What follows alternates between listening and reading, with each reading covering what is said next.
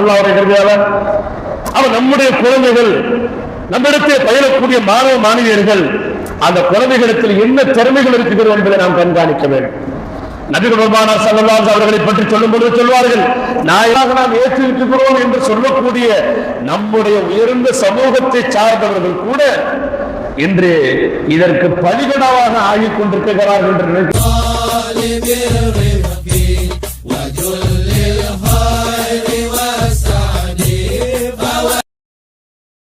السلام عليكم ورحمة الله وبركاته.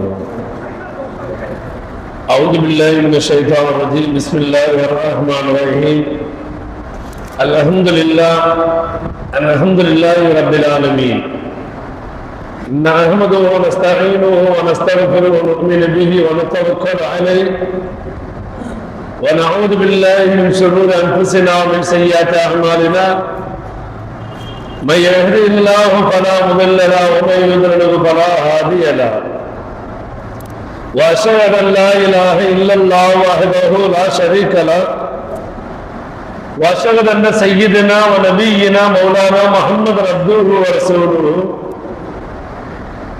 ارسله بالحق بشيرا ونذيرا بين يدي الساعه. من يطع الله ورسوله فقد فاز فوزا عظيما. إن الله وملائكته يصلون على النبي يا أيها الذين آمنوا صلوا عليه وسلموا تسليما. اللهم صل على سيدنا محمد وعلى آل سيدنا محمد وبارك وسلم عليه. سبحانك لا علم لنا إلا ما علمتنا إنك أنت العليم الحكيم. رب اشرح لي صدري ويسر لي أمري واحلل عقدة من لساني يفقهوا قولي.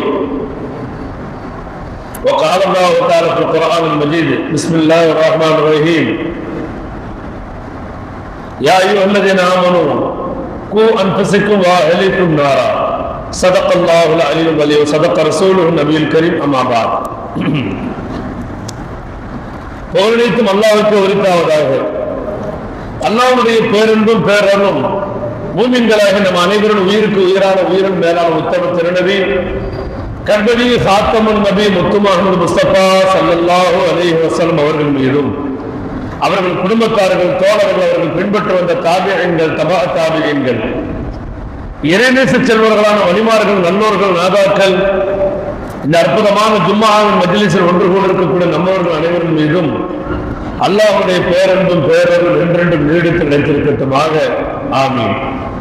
ஆரம்பமாக நம் அனைவருக்கும் இறை அச்சத்தை கொண்டும் இஹ்லாஸ் என்ற உள்ள தூய்மையை கொண்டும் மௌத்திற்கு முன்பாக தௌபா என்ற ஒரு நல்ல நசீபை கொண்டும் அல்லாஹ் நம் அனைவரையும் புரிந்து கொள்வானாக.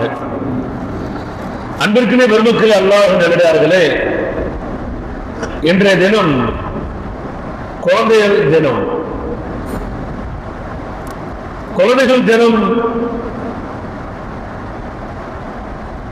என்று சொல்லும் பொழுது நம்முடைய மார்க்கத்தில் அது சம்பந்தப்பட்ட அது சார்ந்த சில விஷயங்கள் எல்லாம் பல விஷயங்கள் சொல்லப்பட்டிருக்கிறது. ஏனென்று சொன்னால் மனித வாழ்க்கையுடைய ஒரு முக்கியமான பருவம் இந்த குழந்தை பருவம். அதை கடந்து வந்தவர்கள் ஒரு கட்டத்தில் இயங்குவதுண்டு. நாம் குழந்தையாகவே இருந்திருக்க கூடாதா? அந்த அளவிற்கு ஒரு அளப்பரிய ஒரு அளவற்ற ஒரு சந்தோஷத்தை ஆனந்தத்தை கொண்ட ஒரு பருவம் என்று சொன்னால் அது குழந்தை பருவம் தான். அல்லாஹ்வுடைய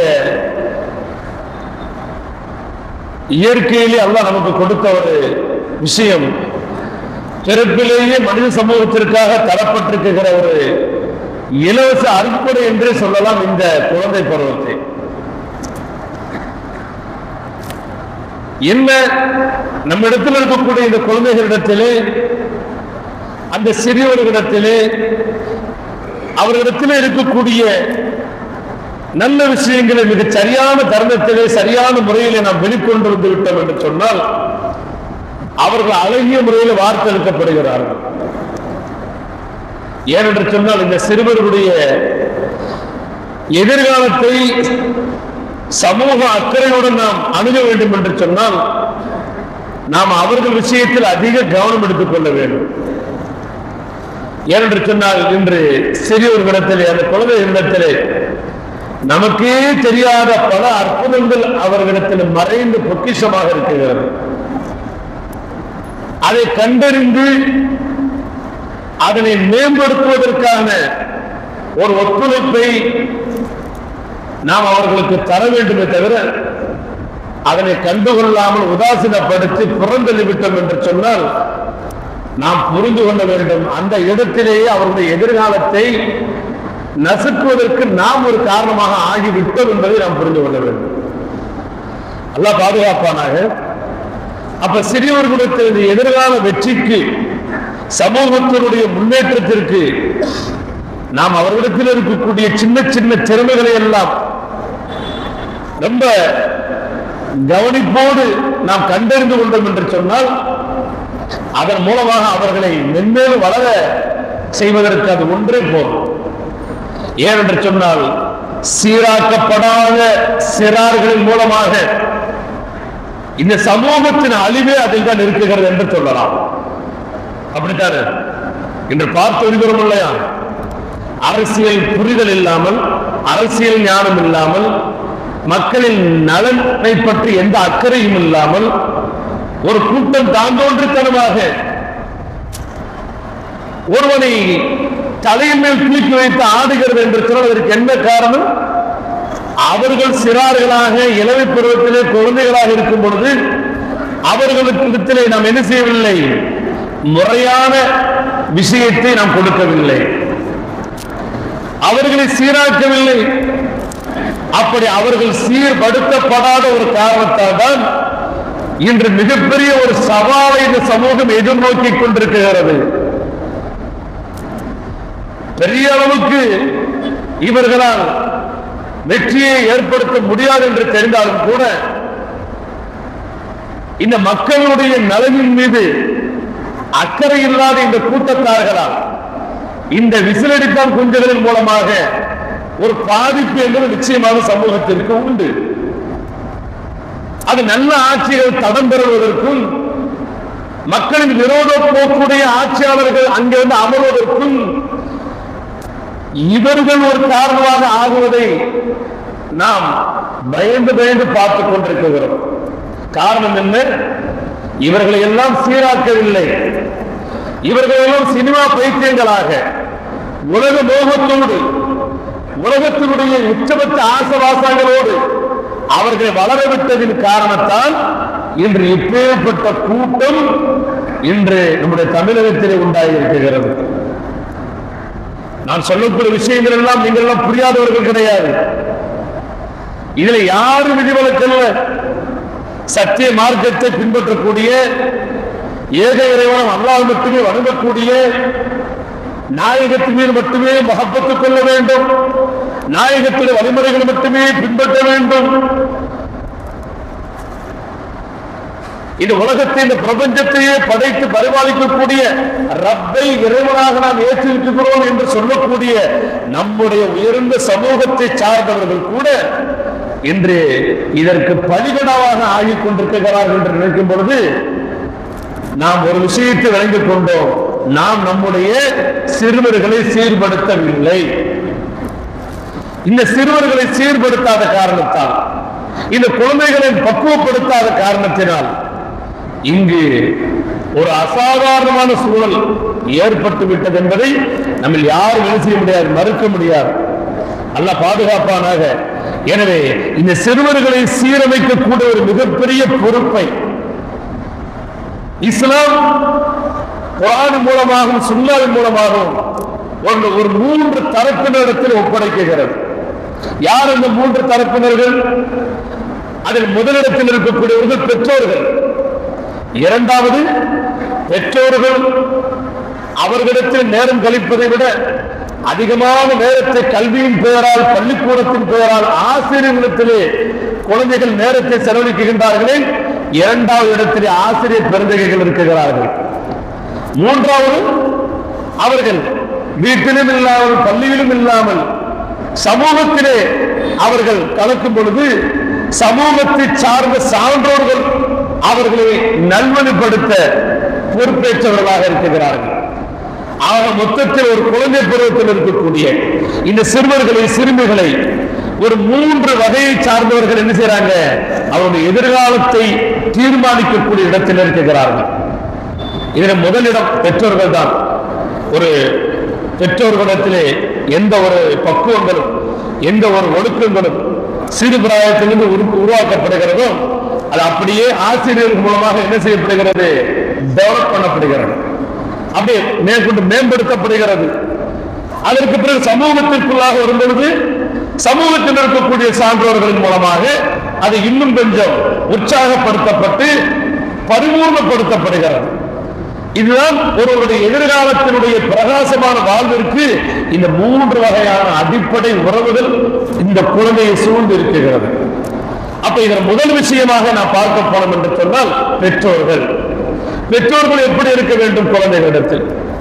பொதுவாக குழந்தைகளிடத்திலே நீ அதை செய் இதை செய்து என்று ஏவுவதை விட அவர்களோடு சேர்ந்து நாம் அந்த காரியத்தை நாம் செய்யும் பொழுதுதான் அந்த குழந்தைகளுக்கு அந்த காரியத்தில் முழு ஈடுபாடு ஏற்படும்.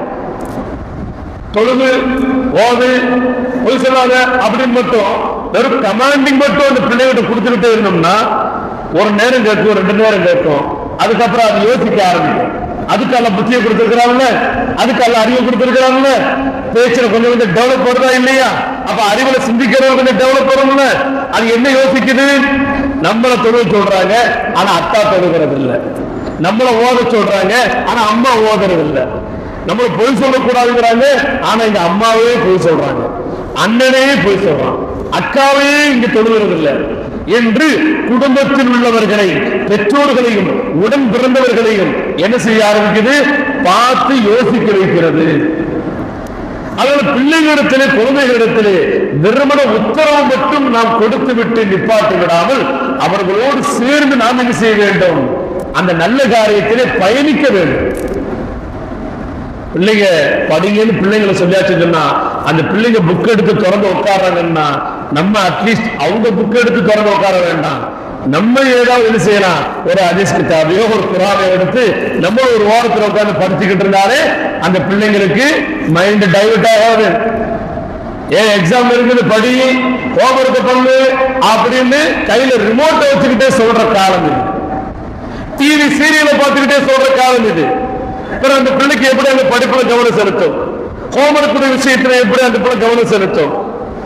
அப்ப அந்த பிள்ளைகளை படிப்பதற்கும் ஓதுவதற்கும் நல்ல விஷயங்களை செய்வதற்கும் நாம் ஏவுவதற்கு முன்பாக அந்த குழந்தைகளோடு சேர்ந்து நாமும் குழந்தைகளாக மாறி அவர்களுடைய விஷயத்தில் என்ன செய்யணும், ஒத்துழைப்பு கொடுக்க வேண்டும். நம்மளும் எடுத்துக்கிட்டு ஓகணும், பிள்ளை எடுத்து ஓக சொல்லணும், நம்மளும் தொழுகிறோம் பிள்ளையும் தொழுவ சொல்லணும். நம்ம பேச்சிலையும் அந்த வாய்மை இருக்க வேண்டும், உண்மை இருக்க வேண்டும், பிள்ளைகள் விஷயத்திலும் அதை உருவாக்க வேண்டும். இப்படி பிள்ளைகள் விஷயத்தில் குழந்தைகள் விஷயத்தில் நம்மிடத்திலிருந்துதான் அவர்கள் முதல் விஷயத்தை கற்றுக்கொள்கிறார்கள். ஒவ்வொரு குழந்தைக்கும் முதல் பள்ளிக்கூடமே எதுதான், தாயின் மடிதான். அந்த தாயின் மடியிலே அந்த குழந்தைக்கு என்ன பயிற்றுவிக்கப்படுகிறதோ அதுதான். அப்ப முதல் நேரத்திலே பெற்றோர்கள் எந்த அளவிற்கு நல்ல முறையிலே ஒழுக்கமாக நீளமாக இறையச்சத்தோடு நடந்து கொள்ள முடியுமோ அந்த அளவிற்கு நடந்து பிள்ளைகளை உருவாக்கி நல்ல விஷயங்களை விதைத்து பள்ளிக்கூடங்களுக்கு அனுப்ப வேண்டும்.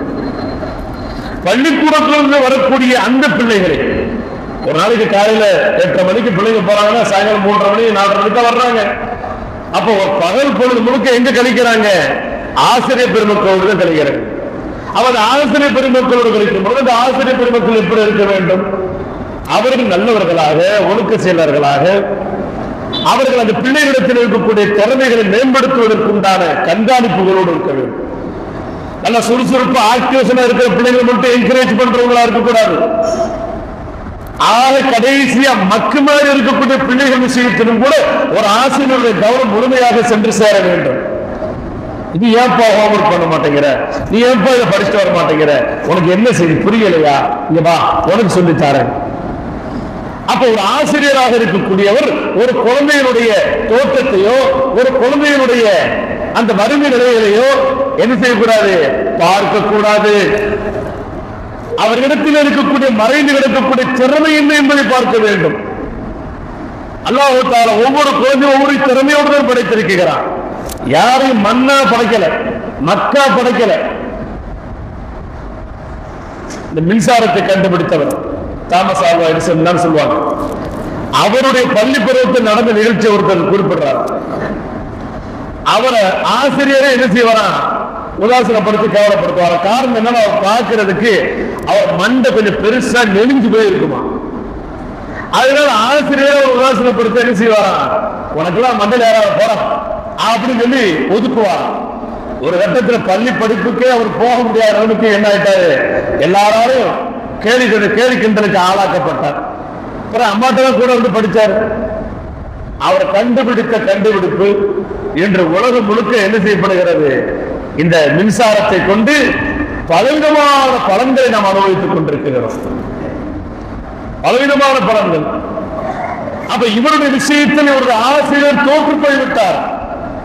அப்படி தோற்று போய்விட்ட ஒரு ஆசிரியராக இல்லாமல் நாம் என்ன செய்யணும், பள்ளி பருவத்தில் பள்ளிக்கூடங்களில் படிக்கக்கூடிய அந்த குழந்தைகளுக்கு ஆசிரியராக இருக்கக்கூடியவர்கள் மட்டுமல்ல, ஒரு மதரசாவிலே ஓதி கொடுக்கக்கூடிய ஒரு பொறுப்பில் இருக்கக்கூடிய ஒரு உஸ்தாதாக இருந்தாலும் கூட அந்த பிள்ளைகளிடத்தில் இருக்கக்கூடிய நல்ல பண்புகள் என்னன்றது கொஞ்சம் பார்க்கணும். பார்த்தாலே தெரியும். ஒண்ணு இல்லாட்ட ஒண்ணு இருக்கும். குடும்ப வாழ்க்கை மாதிரி தான்.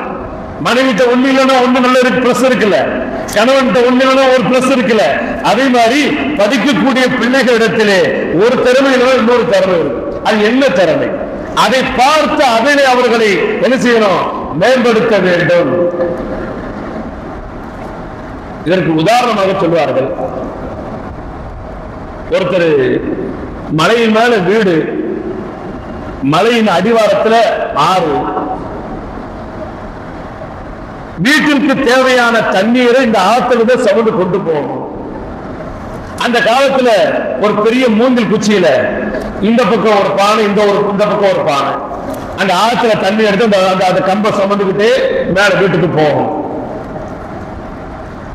ரெண்டு பானையில இந்த ஆற்றுல இருந்து தண்ணியை வச்சுட்டு மேல போவாரு. அங்க போய் அந்த ரெண்டு பானை தண்ணியையும் வச்சு அன்றைய தேவைகளை நிறைவேற்றிக்கிடுவாரு. ஒரு நாள் அந்த ரெண்டு பானையில, இந்த வலது பக்கம் இருக்கக்கூடிய பானையில ஒரு ஓட்டை ஒண்ணு விழுந்திருக்கு. அதை அவர் கவனிக்கல. இவர் என்ன செய்யறாரு, எப்பயும் போல அந்த பானை நிறைய தண்ணி எடுத்துட்டு கம்ப வச்சு சுமந்துட்டு போறாரு. வீட்டுக்கு போய் பார்த்துக்க அப்புறம் தெரியுது, ரெண்டு பானை தண்ணிக்கு ஒன்றரை பானை தண்ணி தான் இருக்குது. அப்பதான் கவனிக்கிறாரு அதுல ஓட்டை. அப்படி இருந்து வேற பாத்திரத்தை இல்ல, அந்த ரெண்டு பாத்திரத்திலேயே என்ன செய்யறாரு, ரெண்டு பாத்திரம் தண்ணியை கொண்டு இங்க வச்சுட்டு போவாரு. ஆனா வீட்டுக்கு போனா ஒன்றரை பானை தண்ணி தான் இருக்கும். அவர் அதை பெருசுபடுத்தல. இப்படியே கொஞ்ச நாள் ஆயிடுச்சு. இப்ப ஓட்டை இல்லாத பாத்திரம் இந்த ஓட்ட பாத்திரத்தை பார்த்து சொல்லிச்சான், உன்னால எஜமானனுக்கு எவ்வளவு கஷ்டம் தெரியுமா, நீயும் ஓட்ட பானை ஒரு பானை தண்ணியை மெத்துனா வீட்டுக்கு போய் சேரும்போது அரைப்பானைய மாறிடுது. நான் பாத்தியா ஒரு பானை தண்ணியை என்கிட்ட மெத்துனா அப்படியே முழுசா அப்படியே வீட்டுக்கு ஒரு பானை தண்ணியை கொண்டு போய் என்னால கொண்டு கொடுக்க முடியுதுன்னு சொன்னா உன்னோட நான் தான் பெஸ்ட் அப்படின்னு இந்த ஓட்டை இல்லாத பானை ஓட்ட பானையை பார்த்து சொல்லிச்சான்.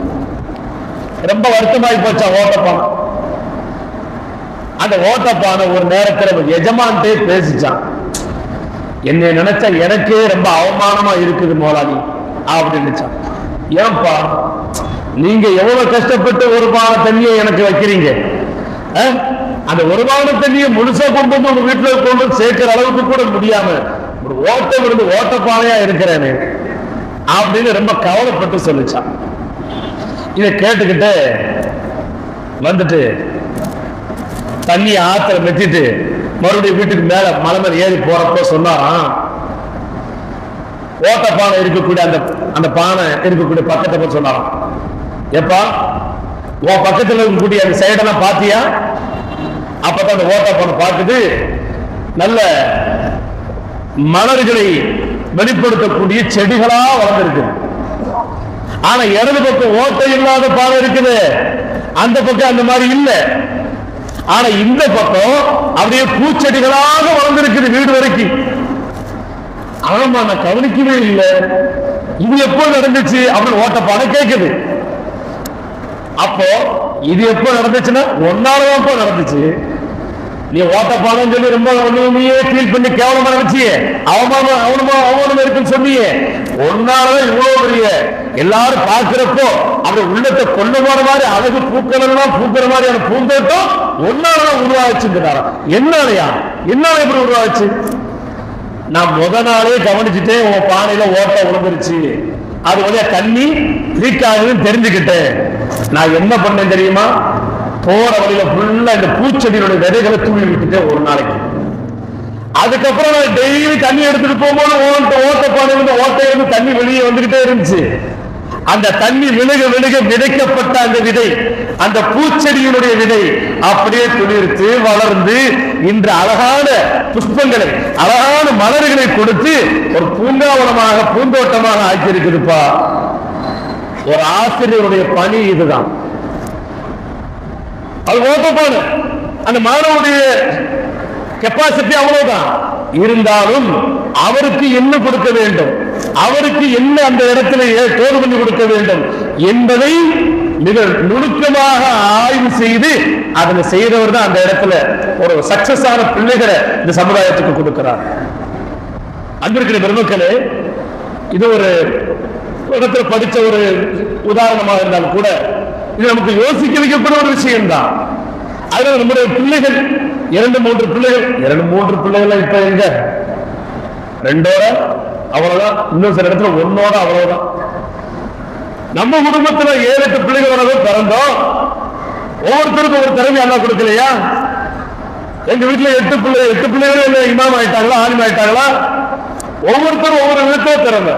அப்ப எங்க தந்தை பார்த்தாங்க, யாருக்கு எதை கொடுத்தா சரி வரும், அவங்க உங்களுக்கு அதாவது கொடுத்து டெவலப் பண்ணி விட்டாங்க அல்லாஹ்வுடைய கிருபையால.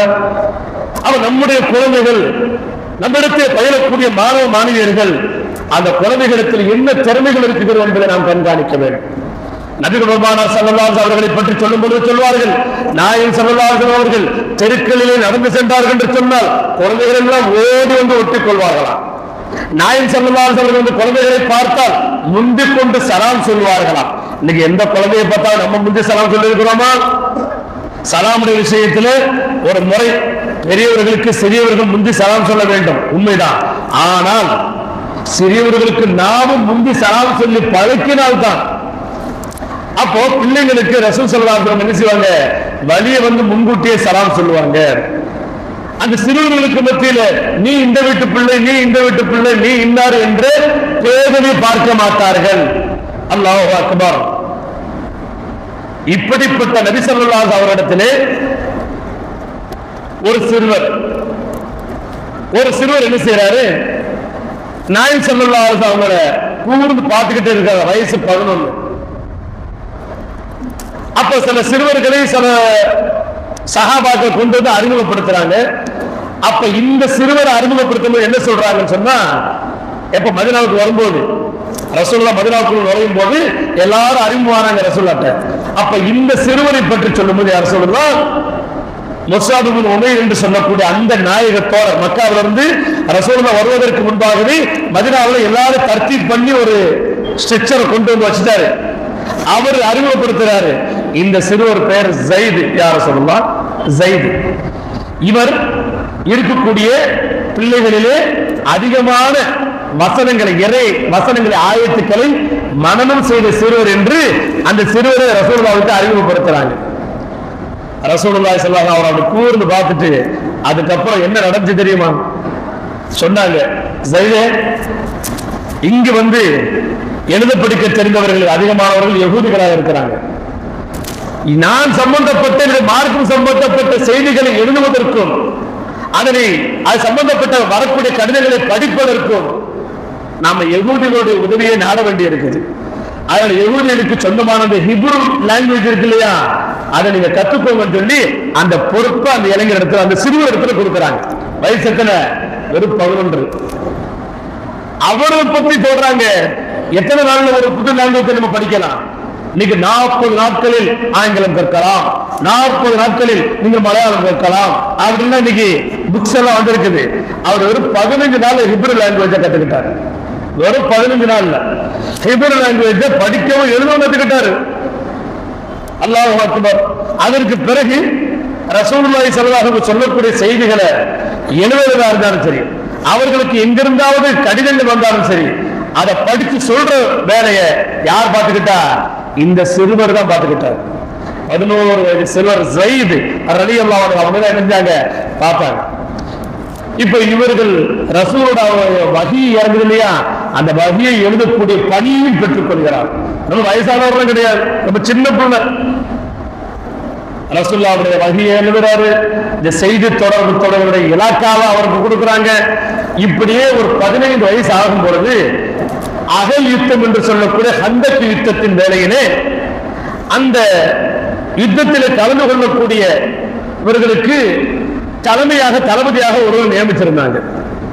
ரசூலுல்லாஹி ஸல்லல்லாஹு அலைஹி வஸல்லம் படையெல்லாம் சரி செஞ்சுக்கிட்டே வரும் பொழுது திடீர்னு அந்த தளபதியிடமிருந்து அந்த கொடியை வாங்கி, இங்க வாங்க, அந்த கொடியை கொடுங்க, இந்த படைக்கு இனிமே தளபதியாக தலைமையேற்று நடத்தக்கூடியவர் ஸைத் தான் என்று அவருக்கு கையில கொடுக்குறாங்க. இப்ப யார்கிட்ட கொடியை வாங்கி கொடுத்தாரு அவர் கேட்கிறார், யார சொல்லணும்னா என்னை விட ஸைத் எந்த விதத்தில் உயர்ந்துட்டாரு. அப்ப ரசூலுல்லாஹ் சொன்னாங்க, உங்களை விட ஸைத் அவர்கள் குர்ஆனை அதிகமான சூறாக்களை மனனம் செய்திருக்கிறார். உங்களை விட குர்ஆனை அதிக சூறாக்களை மனனம் செஞ்சிருக்கிறார். அது மட்டுமல்ல, வஹி என்று சொல்லக்கூடிய எனக்கு இறங்கக்கூடிய அந்த இறை செய்திகளை எழுதக்கூடிய பொறுப்பில் அவர் இருக்கிறார். இந்த தகுதியின் அடிப்படையில் தான் அவரிடத்தில் நான் கொடுக்கிறேன் என்று சொன்னாங்க. 15 வயதுல ஒரு போர் படைக்கு தளபதியாக பொறுப்பேற்கும் அளவிற்கு ஒரு 11 வயதினுடைய இளைஞருடைய அந்த திறமையை, அந்த ஆளுமையை, அந்த நிர்வாக திறனை நாயகம் ஸல்லல்லாஹு அலைஹி வஸல்லம் கண்டறிந்ததன் காரணத்தால் மேம்படுத்துகிறார்கள். அல்லாஹு அக்பர். நம்ம ஏற்கனவே 3 விதத்தில் பொறுப்பு இருக்கு ஒரு குழந்தை விஷயத்தில் சொன்னோம். ஒன்னு பெற்றோர்கள், 2வது ஆசிரியர்கள், 3வது சமூகத்தில் இருக்கக்கூடிய சான்றோர்கள். சமூகத்தில் இருக்கக்கூடிய சான்றோர்கள் என்ன செய்யணும்? பொதுப்படையில் மக்கள் யார்கிட்ட என்ன திறமை இருக்குங்கிறத பார்க்கணும். அதை அவங்களுக்கு என்ன செய்யணும்? என்கரேஜ் பண்ணி ஒரு உற்சாகப்படுத்தி அதை மேம்படுத்துவதற்கு முயற்சிக்க வேண்டும். தவிர குழந்தைகளை என்ன செய்யக்கூடாது? நம்ம விரட்டக்கூடாது, குழந்தைகளை திட்டக்கூடாது, குழந்தைகளை அடிக்கக்கூடாது. ரசூலுல்லாஹி ஸல்லல்லாஹு அலைஹி அவர்கள் குழந்தைகள் விஷயத்தில் அடிப்பதற்கு சொன்ன காரணம் ஒன்றே ஒன்றுதான். எனவே தொழுகைக்காக மட்டும்தான். அது எடுத்த உடனே அடிக்க சொல்லல. 7 வயசு ஆயிருச்சா அந்த பிள்ளைங்களை தொழுமாறு என்ன செய்யுங்க? ஏவுங்க. 7 வயசுல தொழுங்க சொல்லி ஏவணும். 10 வயசு ஆகி தொழுகன்னு சொன்னா அந்த பிள்ளைங்களை என்ன செய்யணும்? தொழுகாததற்காக லைட்டா அடிக்கணுங்கிறாங்க. லைட்டா முழங்காலுக்கு என்ன செய்யணும்? அவங்கள அடிக்கணுங்கிறாங்க. அப்ப அடிக்கணுங்கிற விஷயத்தை சொல்றதுக்கு முன்னாடி ரசூலுல்லாஹி ஸல்லல்லாஹு அலைஹி வஸல்லம் இந்த 7 to 10 வரைக்கும் என்ன செய்ய சொல்றாங்க? பிராக்டிக்கலா அவங்களுக்கு நீங்க அவங்களோட சேர்ந்து தொழுது காட்டுங்க, அவங்களோட சேர்ந்து பஜருக்கு எந்திரிச்சு காட்டுங்க, அவங்களோட சேர்ந்து ஒவ்வொரு நேரம் தொழுகைக்கு பள்ளியின் பக்கம் போய் காட்டுங்க. அந்த 7 வருஷத்துல விட்டு விட்டு பஜருக்கு ஒரு நாள் எந்திரிப்பாங்க, ஒரு நாள் தூங்குவாங்க, அதுக்கப்புறம் மறுபடியும் எந்திரிப்பாங்க, தூங்குவாங்க. இது 7 to 10 வரைக்கும் அவங்களுக்கு பிராக்டிஸ் காலம். அந்த மாதிரி அவர்களுக்கு பயிற்சி கொடுத்து 10 வயது ஆனதற்கு பிறகு நம்மளுடைய தூண்டுதல் இல்லாமலேயே அந்த குழந்தை என்ன செய்யணும்? தொழுகையின் பக்கம் கவனமா தொழுகணும். இல்லைன்னு சொன்னா அதுக்காக அடிங்க. எனக்கு 10 வயசு பிள்ளையே தொழுகலன்னு சொன்னா அடிங்கன்னு சொல்றாங்களே. இன்னைக்கு இத்தனை வயசாகி நம்மள பதறி தொழுகிறது இல்ல, பலர் தொழுகிறது இல்ல, நம்மள என்ன செய்யறது? ரசூல் நம்மள என்ன செய்ய சொல்லி இருக்கலாம்? கொஞ்சம் யோசிச்சு பார்க்கணும். இன்னைக்கு குழந்தைகள் விஷயத்துல ஆசைப்படுறோம், என் பிள்ளை அப்படி வரணும், என் பிள்ளை இப்படி வரணும். ஆனா அந்த பிள்ளைகளுக்கு உந்து சக்தியாக இருக்க வேண்டிய நாம் அவர்களுக்கு அந்த விஷயத்துல ரொம்ப மைனஸா நம்ம ஆயிட்டோம் சொன்னா அந்த பிள்ளைகள் விஷயத்துல எப்படி எதிர்காலத்தில் பிளஸ் எதிர்பார்க்க முடியும்? அப்ப குழந்தைகள் விஷயத்தில் இந்த 3 வித பொறுப்புதாரிகள் மிக கவனமாக செயல்பட வேண்டும். நம்ம பஜருக்கு எந்திக்கணும், அதுக்கப்புறம் தான் பிள்ளைகிட்ட நம்ம அதை உண்டாக்க முடியும். நம்மளே கடந்து 7 மணி நேரம் தூங்கிட்டு இருக்கிறோம். 6 மணிக்கு எழுந்துட்டு எந்திரா வாட்ஸ்அப் படா, இப்படித்தான் நடக்க முடிய சமூகத்துல. அல்லாஹ் பாதுகாப்பானாக. அல்லாஹ் நம்முடைய பிள்ளைகளை எதிர்காலத்தில் நம்மை விட மேம்பட்ட சிறந்த முன்னோடிகளாக அல்லாஹ் அந்த பிள்ளைகளை ஆக்கக்கூடிய அளவிற்கு நம்மிடத்திலே ஒரு தகுதியையும் தரத்தையும் அல்லாஹ் தந்தருவானாக. நம்மிடத்திலே அல்லாஹ்வுடைய அச்ச உணர்வை அல்லாஹ் மேம்படுத்துவானாக. அல்லாஹ் ரப்பல் ஆலமீன் எதை சொல்லும் எதை கேட்டோமோ அதன்படி விளங்கி அமல் செய்யக்கூடிய நன்மக்களாக மேன்மக்களாக அல்லாஹ் நம் அனைவரையும் பொருந்து கொள்வானாக. வாஹிர் தவானா அல்ஹம்துலில்லாஹி ரப்பில் ஆலமீன். அஸ்ஸலாமு அலைக்கும் வரஹ்மத்துல்லாஹி வபரகாத்துஹு.